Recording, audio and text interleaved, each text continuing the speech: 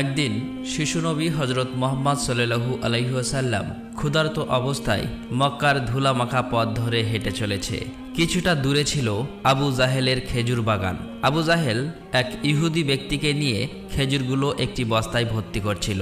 শিশুনবী মুহাম্মদ সাল্লাল্লাহু আলাইহি ওয়াসাল্লাম তখন ক্ষুধার্ত ছিল, তাই ক্ষুধা নিবারণের জন্য দুটি খেজুরের আশায় আবু জাহেলের খেজুর বাগানের দিকে যেতে লাগলো।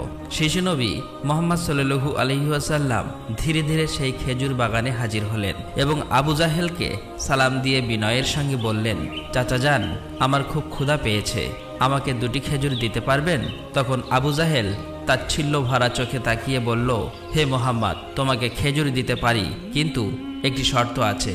ওই যে ব্যক্তিটি দাঁড়িয়ে আছে তার কাছে বস্তা আছে, ওইগুলো তুমি মাথায় করে নিয়ে আমার বাড়িতে দিয়ে আসো, তাহলে তুমি খেজুর পাবে। তখন শিশুনবী সাথে সাথে ওই ইহুদি ব্যক্তির কাছে চলে গেলেন। ইহুদি লোকটি তাকে অবাক হয়ে দেখে বললেন, হে বালক মোহাম্মদ, তুমি কি জন্য এসেছো? শিশুনবী মুহাম্মদ সাল্লাল্লাহু আলাইহি ওয়াসাল্লাম বললেন, আমি এই বস্তা মাথায় করে নিয়ে যাব। ইহুদি ব্যক্তিটি বললেন, এই ছোট্ট বয়সে তুমি কি এই বস্তায় নিয়ে যেতে পারবে? শিশুনবী বললেন, নিশ্চয়ই পারবো। অতঃপর শিশু মুহাম্মদ সাল্লাল্লাহু আলাইহি ওয়াসাল্লাম ধুলিমাখা শরীরে মাথায় বিশাল বস্তা নিয়ে হেঁটে চললেন। ছোট্ট ছোট্ট পা, ক্লান্ত দেহ, কিন্তু চেহারায় এক অপার্থিব শান্তি। এবং তার পিছু চলেছে আবু জাহেল এবং সেই ইহুদি ব্যক্তি। কিছুক্ষণ পর সেই বস্তা আবু জাহেলের বাড়ির সামনে এসে রাখলেন। তখন ইহুদি ব্যক্তি এই বস্তা নিয়ে বাড়ির ভিতরের কোণে রেখে দিলেন। তারপর শিশুনবী হজরত মুহাম্মদ সাল্লাল্লাহু আলাইহি ওয়াসাল্লাম বললেন, চাচা যান, আমাকে খেজুর দেবেন না? তখন আবু জাহেল মাত্র একটি খেজুর দিলেন। তখন শিশুনবী হজরত মুহাম্মদ সাল্লাল্লাহু আলাইহি ওয়াসাল্লাম বললেন, চাচা যান, আর একটি খেজুর দেবেন না? এই নির্দোষ চাওয়াই যেন আবু জাহেলের আগুনে ঘি ঢেলে দিল। সে রেগে গিয়ে হঠাৎ করে একটি প্রচণ্ড থাপ্পড় মারল শিশু মুহাম্মদ সাল্লাল্লাহু আলাইহি ওয়াসাল্লামের গালে। সঙ্গে সঙ্গে সূর্য যেন হঠাৎ ডুবে গেল, আকাশ কেঁদে উঠল, বাতাস স্তব্ধ হয়ে গেল, পাহাড় পর্বত যেন অশ্রু ঝরালো। যে একটি নিষ্পাপ শিশুর উপর এমন অন্যায়! নিষ্ঠুর আবু জাহেল হাসতে হাসতে ঘরে প্রবেশ করল। ঠিক তখনই ঘটল এক অলৌকিক ঘটনা। খেজুর ভর্তি বস্তার মুখ খুলতেই আবু জাহেল হতবাক হয়ে গেলেন। আবু জাহেল দেখল বস্তার সমস্ত খেজুরগুলো ছোট ছোট পাথর হয়ে গেছে। চোখের সামনে এমন অলৌকিক ঘটনা দেখার পর সেই ইহুদি বিস্ময়ে হতবাক হয়ে গেল। এই দৃশ্য দেখে সেই ইহুদি ব্যক্তি থমকে দাঁড়ালেন। এমন অলৌকিক ঘটনার কথা জানানোর জন্য ইহুদি ব্যক্তিটি দ্রুত তাদের নেতার কাছে ছুটে গেল। কিন্তু নিষ্ঠুর অত্যাচারী আবু জাহেল তখন ঘর থেকে বের হয়ে এলো এবং কটাক্ষ করে বললেন, হে মোহাম্মদ, তুমি তো বড় জাদুঘর, আমার খেজুরগুলো জাদু করে পাথর করে দিয়েছ। শিশু নবী মুহাম্মদ সাল্লাল্লাহু আলাইহি ওয়াসাল্লাম নরম কণ্ঠে মাথা নিচু করে বললেন, চাচা যান, আমি কিছুই জানি না। এই কথা বলতেই নিষ্ঠুর আবু জাহেল আর একটা চড় মারলেন। চড়ের শব্দে যেন আবারও আকাশ কেঁপে উঠল, পাহাড় স্তব্ধ হয়ে গেল, আর শিশুটির চোখে জমে উঠল এক বিন্দু অশ্রু। কিন্তু কি আশ্চর্য, শিশু মুহাম্মদ শুধু এতটুকুই বললেন, চাচা যান, আপনার হাতে ব্যথা লাগেনি তো? আহা, কি মমতা, কি সহমর্মিতা! নিজে চড় খেলেন, অথচ চিন্তা করলেন চড় মারা মানুষের ব্যথার কথা। অতঃপর শিশু নবী সেই ব্যথা আর অপমানের বোঝা নিয়ে বাড়ি ফিরলেন না। চুপচাপ চলে গেলেন পাহাড়ের কিনারায়, শুধু নিঃশব্দে দাঁড়িয়ে রইলেন। এই ঘটনা দেখে গাছগুলো, পাহাড়গুলো বলতে লাগলো, আহ আফসোস, যাকে না সৃষ্টি করলে এই জমিন, এই আসমান, এই পৃথিবী কিছুই সৃষ্টি হতো না।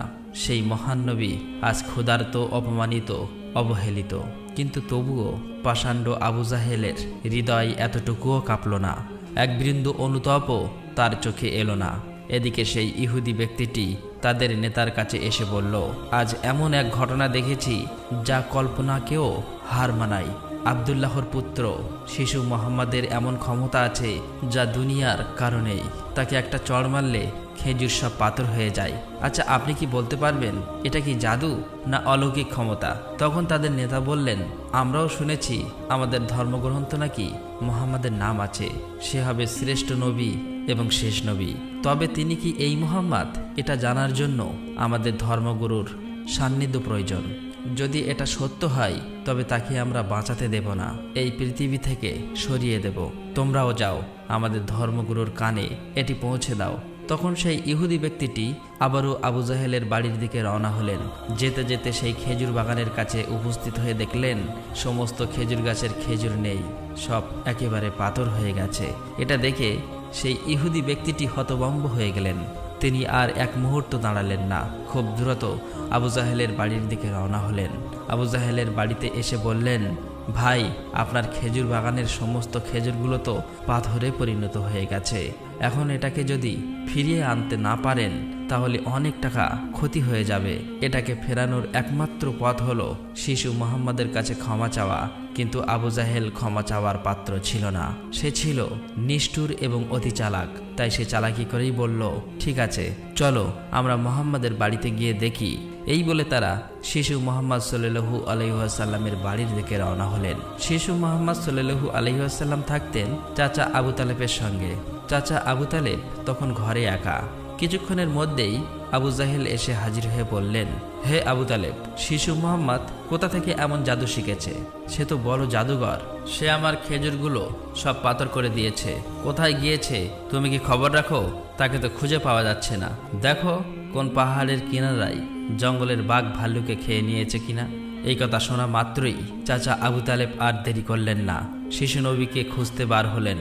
এদিকে শিশু নবী হযরত মুহাম্মদ সাল্লাল্লাহু আলাইহি ওয়াসাল্লাম পাহাড়ের কিনারায় বসে কাঁদছে আর বলছে, আজ যদি আমার মা বাবা বেঁচে থাকতো আমার সাথে কেউ এরূপ ব্যবহার করতে পারত না। আমি আজ বড় একা। শিশু নবীর কান্না দেখে জঙ্গলের বাঘ ভাল্লুক হরিণ সেখানে আসলেন। সেই ব্যথায় ব্যতীত হয়ে তারাও যেন কাঁদছে আর বলছে, ইয়া রাসূলুল্লাহ, রাহমাতুল লিল আলামিন, এই চর যেন আমাদের লেগেছে। ইয়া রাসূলুল্লাহ, তুমি আর কেঁদো না, এই কান্না আমরা সহ্য করতে পারছি না। অতঃপর কিছুক্ষণের মধ্যেই চাচা আবু তালেব সেখানে হাজির হলেন। এটা দেখার পর তিনি আর কিছুই বললেন না, একেবারে অবাক হয়ে গেল। তখন চাচা আবু তালেব সান্ত্বনা দিয়ে বললেন, তোমাকে এমন কষ্ট দিল, আমি তো আছি। আমি বেঁচে থাকতে কেউ তোমাকে আঘাত করতে পারবে না। অতঃপর শিশু নবীকে নিয়ে চাচা আবু তালেব বাড়িতে চলে এলেন। সেই রাতেই চাচা আবু তালেব আবু জাহেলের বাড়িতে গিয়ে বললেন, তুমি তাকে জাদুঘর বলছো, অথচ সে তো কিছুই চায়নি। সে তো তোমার খেজুর নেয়নি, তোমার বিরুদ্ধে কিছু বলেনি। এই শিশুর চোখে যে অশ্রু ঝরেছে সেই অশ্রু একদিন পাহাড়ও গলিয়ে দেবে। এই কথা বলে তিনি সেখান থেকে চলে আসলেন। এই কথা শুনে আবু জাহেল কোনো জবাব দিল না, কারণ এই শিশুর মধ্যে এমন কিছু ছিল যা সে অনুভব করতে পারছিল কিন্তু স্বীকার করতে পারছিল না। আসলে আবু জাহেল ছিল মিথ্যাবাদী এবং অত্যাচারী। সেই রাতে মক্কার আকাশে এক উজ্জ্বল আলো দেখা গেল। সবাই ভাবল বুঝি কোনো তারা পড়েছে। ফেরেশতারা একে একে নেমে আসলো। এক ফেরেশতা আরেক ফেরেশতাকে বলল, এই শিশুর চোখে পানি দিয়ে একদিন মহা কিতাব নাজিল হবে। এই শিশু হবে শ্রেষ্ঠ মানব তথা শ্রেষ্ঠ নবী, যা সমগ্র বিশ্ববাসীর জন্য রহমত স্বরূপ। এদিকে ইহুদি কাফেররা এই অলৌকিক ঘটনা শোনার পর নবীজিকে হত্যা করার জন্য ষড়যন্ত্র লিপ্ত হয়ে যায়। কেননা তারা চেয়েছিল যে শেষ নবী তাদের বংশের মধ্যে জন্ম হোক, কিন্তু তা হয়নি।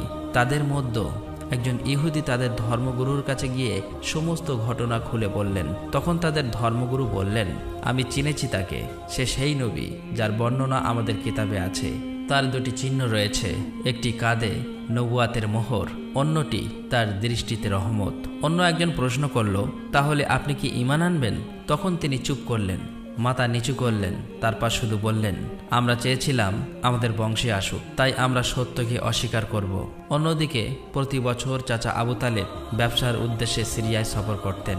সেদিনও চাচা আবু তালেব সিরিয়া সফরের উদ্দেশ্যে প্রস্তুত হচ্ছিলেন। ঠিক সেই সময় শিশু মুহাম্মদ সাল্লাল্লাহু আলাইহি ওয়াসাল্লাম এসে বললেন, চাচা যান, আপনার সঙ্গে আমিও সিরিয়ায় সফরে যাব। কিন্তু শিশু মুহাম্মাদের কথা চাচা আবু তালেব ফেলতে পারলেন না। অতঃপর পরের দিন ব্যবসার উদ্দেশ্যে শিশু মুহাম্মাদকে নিয়ে চাচা আবু তালেব সিরিয়া সফরের উদ্দেশ্যে রওনা হলেন। এভাবেই চলতে চলতে কয়েক মঞ্জিল পথ অতিক্রম করার পর বাণিজ্য কাফেলা শাম নামক একটি জায়গায় গিয়ে বিশ্রাম নিচ্ছিলেন। সেখান থেকে কিছুটা দূরে খ্রিস্টানদের একটি গির্জা ছিল। সেই গির্জায় খ্রিস্টানদের একজন ধর্মগুরু ছিল, যে সেই জামানার সবচেয়ে মহাপণ্ডিত ছিল। কাফেলা যখন আবারও চলতে শুরু করলো, তখন ওই খ্রিস্টানদের ধর্মগুরু লক্ষ্য করে দেখল কাফেলার সাথে সাথে যে সোজা শিশু নবী আছে তার ঠিক মাথার উপর একখণ্ড মেঘ আছে।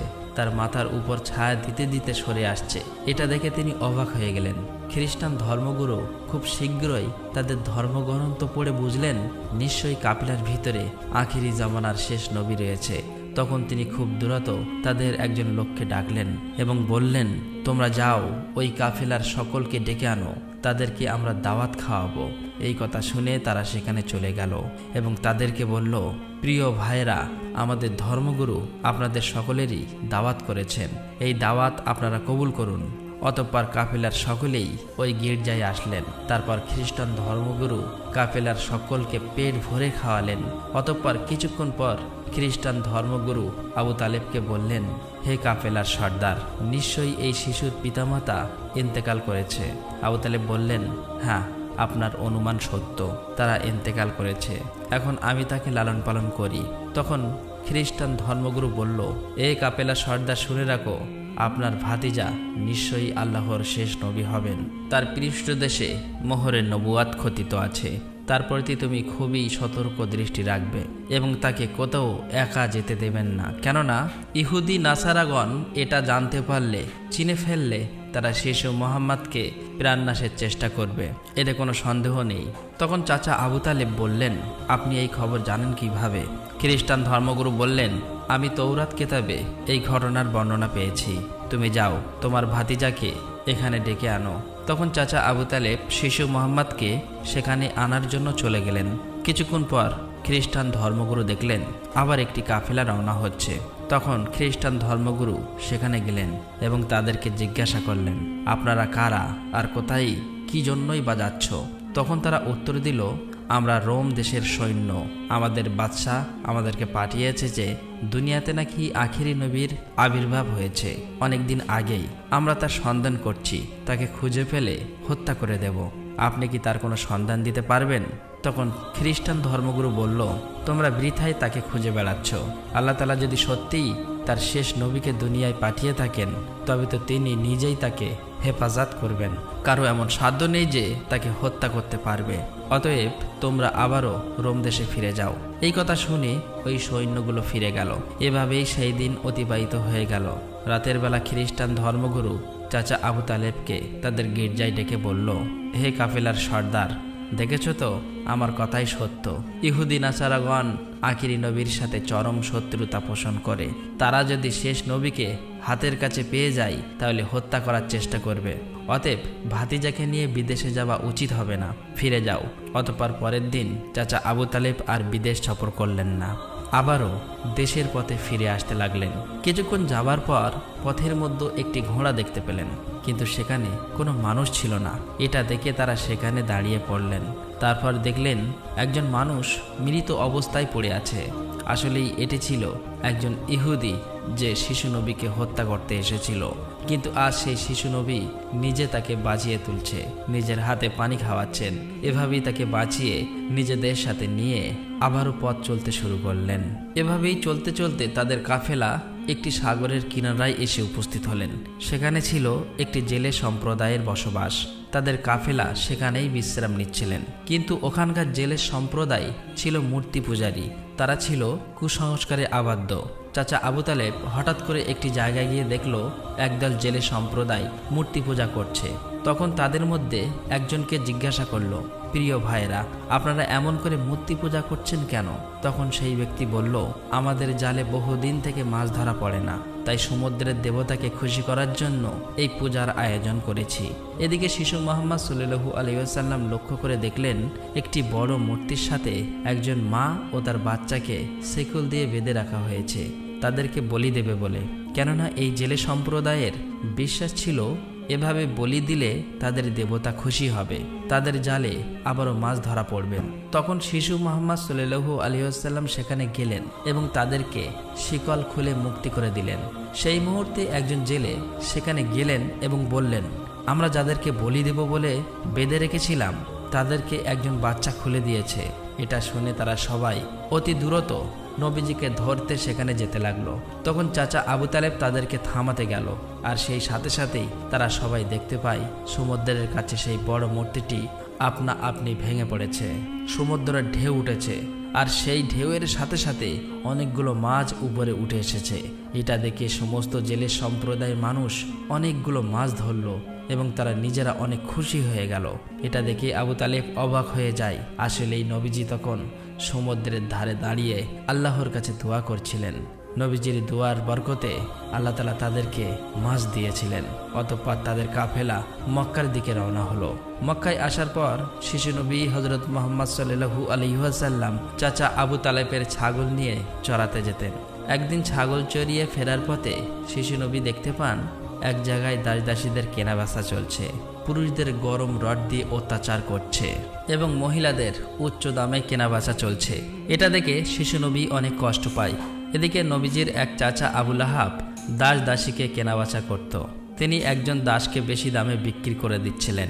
ঠিক সেই সময় তার স্বামী গিয়ে বললেন, হুজুর, আপনি এমন কাজ করবেন না, আমাদেরকে ক্ষমা করে দিন।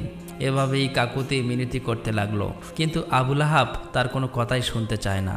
ঠিক সেই সময় আমাদের দয়ার নবী সেখানে হাজির হয় এবং চাচা আবু লাহাবকে বলে, আপনি এই মহিলাকে বিক্রি করবেন না। তখন আবু লাহাব বলে, আমি এই মহিলাকে অনেক বেশি দামে কিনেছি, আমার মূল্য পরিশোধ করে দিলে আমি তাকে ছেড়ে দেব। তখন শিশু নবী তার এই মূল্য পরিশোধ করে দিলেন, আর সেদিন সেই মহিলা নবীজির জন্য মুক্তি পেয়েছিলেন। অতঃপর সেই সময় মক্কায় বহুদিন ধরে বৃষ্টি হচ্ছিল না। মক্কায় বড় বড় নেতারা একত্রিত হয়ে বলতে লাগলো, মক্কায় বহুদিন ধরে বৃষ্টি হচ্ছে না, আমাদের বাচ্চারা মারা যাচ্ছে, পশু পাখি মারা যাচ্ছে। তাই আমরা সবাই মিলে কসম করছি যে আমরা সবাই কাবার কাছে আসব এবং সেখানে গিয়ে বৃষ্টি চাইব। যতক্ষণ না বৃষ্টি আসে ততক্ষণ আমরা সেখান থেকে আসব না। এই কথা বলার পর সবাই একে একে কাবার দিকে যেতে লাগলো। সেখানে চাচা আবু তালেবও যাবে। ঠিক এমন সময় শিশু মুহাম্মদ সাল্লাল্লাহু আলাইহি ওয়াসাল্লাম চাচা আবু তালেবকে জিজ্ঞাসা করলেন, চাচা যান, আপনি কোথায় যাচ্ছেন? চাচা আবু তালেব বললেন, হে মুহাম্মদ, আমাদের মক্কা শুকিয়ে গিয়েছে, বহুদিন বৃষ্টি হয় না, একে একে সবাই মারা পড়ছে, তাই বৃষ্টির জন্য কাবা ঘরের কাছে যাচ্ছি। তখন শিশুনবী বললেন, চাচা যান, আপনি আমাকে সাথে নিয়ে চলেন। তখন চাচা আবু তালেব বললেন, হে মুহাম্মদ, তুমি এখন ছোট্ট, সেখানে মক্কার বড় বড় নেতারা থাকবে, আমি যদি তোমাকে নিয়ে যাই তাহলে সকলেই আমাকে অপমান করবে। তখন শিশুনবী বললেন, চাচা যান, আপনি আমাকে সাথে নিয়ে চলেন, তারা যদি আমাকে সেখানে থাকতে না দেয় তাহলে আমি চলে আসব। শিশু নবীর মুখে এমন কথা শোনার পর চাচা আবু তালেব তার কথা ফেলতে পারলেন না। আসলে তিনি তাকে খুবই ভালোবাসতেন, তাই তিনি তাকে নিয়ে কাবার দিকে রওনা হলেন। কিছুক্ষণ পর তারা কাবার কাছে গিয়ে হাজির হলেন। দেখলেন কাবা ঘরের কাছে মক্কার বড় বড় নেতারা হাজির হয়েছে। আশেপাশের পুরুষ মহিলা সবাই হাজির হয়েছে, কেননা তারা শপথ নিয়েছে বৃষ্টি না আসা পর্যন্ত কাবা ঘর আঁকড়ে ধরে রাখবে। মক্কার বড় বড় নেতারা বলতে লাগলো, হে আবু তালেব, তুমি কি জানো না আমরা এখানে শপথ করে এসেছি, তুমি এই শিশুটিকে কেন নিয়ে এসেছো? এখানে তো তার কোনো প্রয়োজন নেই। তখন আবু তালেব বললেন, হে মুহাম্মদ, তুমি পিছনের দিকে চলে যাও। এই কথা শুনে শিশু মুহাম্মদ পিছনের দিকে চলে গেলেন। অতঃপর মক্কার বড় বড় নেতারা একসাথে বলতে লাগলো, হে কাবা ঘরের স্রষ্টা, আমাদের পানির ব্যবস্থা করে দিন, আমরা আর পারছি না। এভাবেই বলতে বলতে সারা রাত কেটে গেল, কিন্তু একটুও বৃষ্টি হলো না। সকাল গড়িয়ে দুপুর হয়ে গেল, বৃষ্টি হলো না।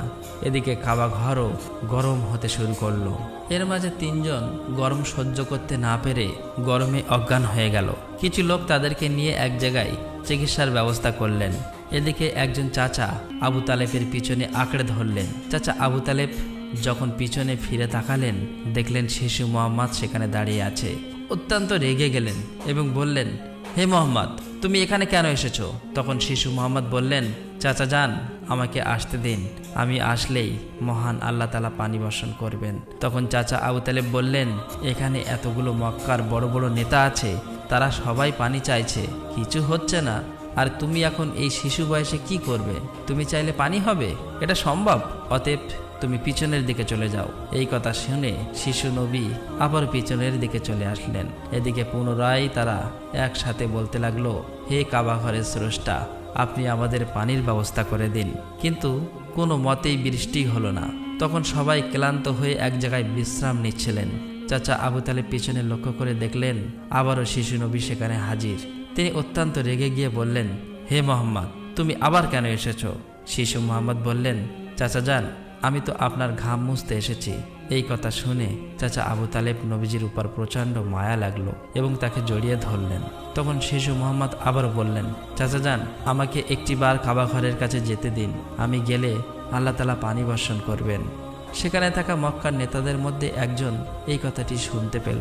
শিশু মোহাম্মদ চিৎকার করে বলতে লাগলো, হে মক্কার মানুষেরা, চেয়ে দেখো, পানি চলে এসেছে। সেখানে থাকা সমস্ত লোকেরা অবাক হয়ে বলতে লাগলো, কোথায় পানি এসেছে? এখানে তো আমরা সবাই গর্বে মারা যাচ্ছি, আর তুমি বলছো পানি চলে এসেছে? তাদের মধ্য থেকে একজন বলল, হে মোহাম্মদ, তুমি এগিয়ে যাও। কিন্তু অন্য নেতারা বলল, আমাদের মতো বড় বড় নেতা থাকতে যদি এই শিশু মোহাম্মদ সামনে চলে যায় তাহলে আমাদের মান সম্মান সব চলে যাবে। অতঃপর অনেক আলোচনার পর শিশু মোহাম্মদকে কাবা ঘরের সামনে যাবার অনুমতি দেওয়া হলো।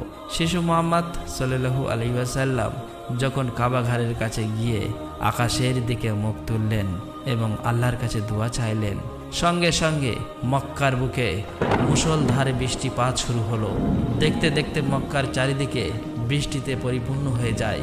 এটা দেখে মক্কার মানুষেরা খুবই খুশি হয়ে যায় এবং বৃষ্টিতে ভিজতে ভিজতে যে যার মতো তাদের বাড়ি চলে যায়। প্রিয় দর্শক, একবার ভেবে দেখুন, এই কাহিনীটি শুধু ইতিহাস নয়, এটা ভালোবাসা, কষ্টের আর তাকওয়ার এক জীবন্ত নির্দেশ।